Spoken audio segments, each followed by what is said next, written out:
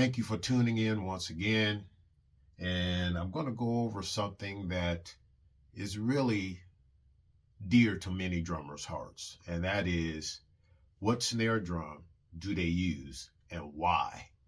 And why it's important that when you hit your snare drum, for a lot of drummers, they want to hear that cracking sound. All right, so I'm going to open up this guy, which you've seen on my drums in many of the videos so far. And this particular drum was made for me by a company called Kelly Drums. And these drums truly, in my opinion, are a work of art. They're really cool. So,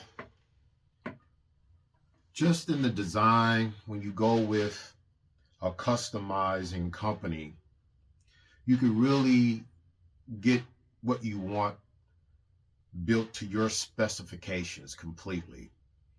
And this company definitely does that with no problems. Also, the finish I chose was a natural maple finish. And you probably can't see that too much on there, but it has like the sparkle flakes, like this metallic flakes in the lacquer. And it looks really nice, especially when you zoom in up close on it. You can really see that. Another feature I really dig about the Kelly drums is using the trick snare strainer. Now, what I like about this particular one, opposed to other companies that's doing something similar, like what they have going on, you have a offset on here, but you're also able to select 3 different variances on how tight the snares will go across the bottom head. Now, other manufacturers normally give you that ability to do so on the butt plate. They'll have a switch, and you'll be able to go through the 3 degrees of how tight you want the snare, that type of thing. But with the trick strainer here, it's all right there. You don't have to reach around to the back of the drum. It's all easy access right there. You have tuning and adjustability of how tight or loose you want the snares. And then you have 3 sets of how loose or how tight you want that to be. So just real fast, this is in the off position. This is in a very loose position.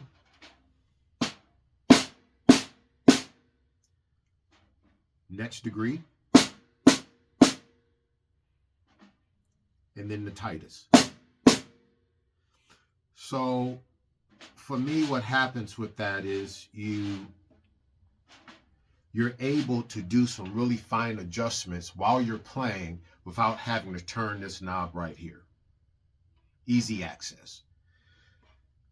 The other thing I really like about this particular drum, which I asked for, is I believe you could see this through the bottom clear head, the resonant side. This is an ultra thin hard rock maple shell.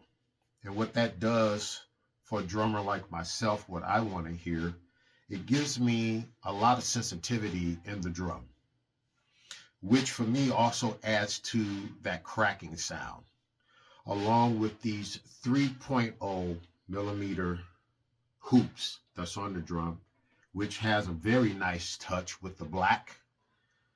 You know, it's kind of that thing that I like, along with the badge, the gold leaf badge that says Kelly Drums.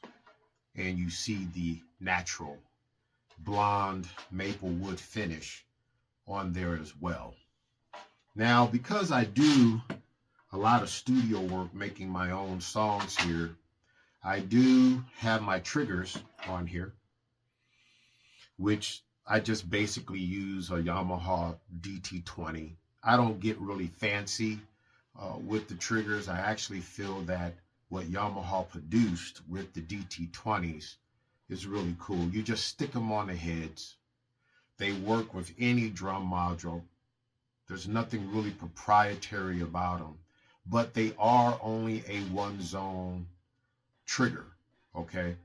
So this way, as I'm tracking my live drums acoustically, I could also get electronic sound of my liking coming in at the same time. And especially when I'm doing my dub funk thing, that's really important for me to have the options of many different sounds available to me for those music productions, okay? Yeah, so I really like this drum. It's been on my set for a minute, and I'm gonna show you another drum that I use on the kit that's actually a part of the Sonar Safari kit that I have set up in here. And once again, you could go to Kelly Drums. He's on Instagram, and you can hit those guys up, man. They make great drums, great snare drums. That's all they make right now is just snare drums. But to me, they're some of the best in the business you could buy. That's just what it is. And I'm a big fan of this drum. It'll always be in my arsenal, and man, it's just great sounding. So this snare drum right here is the one that came with the kit when I bought it. I believe I got this kit back in 2014 or 2015. And at the time, it was a 4-piece kit. You got the snare, the rack tom, the floor tom, and the bass drum for like $375. And it was the best $375 I spent on any kit in many, many years. I toured with this kit. I threw it in the back of my truck, went all over this Las Vegas Valley, and went across the United States with it, playing gigs.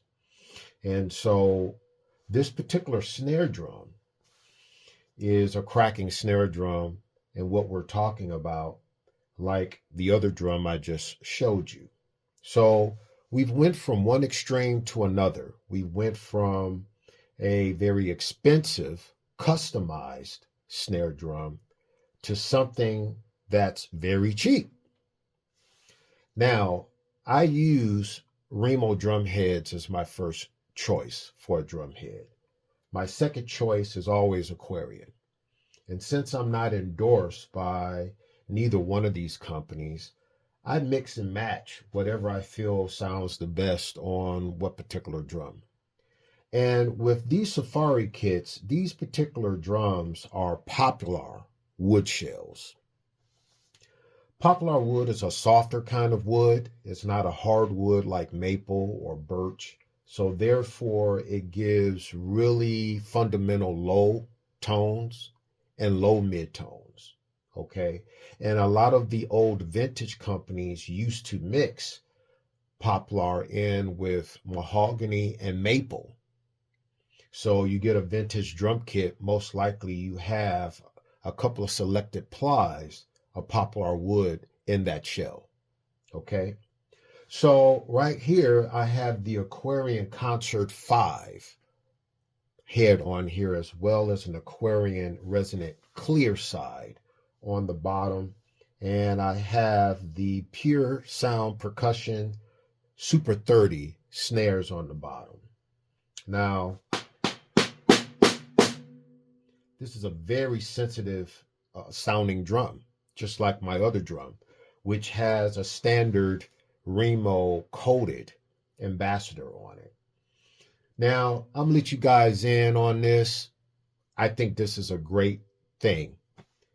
If you're used to hitting your snare really hard and you're playing live, you won't want to go with this particular type of drum head because most likely you'll plow through it. And especially if you're bringing those sticks up all the way from Alabama and coming down on your snare like Magilla the Gorilla, you're going to bust it.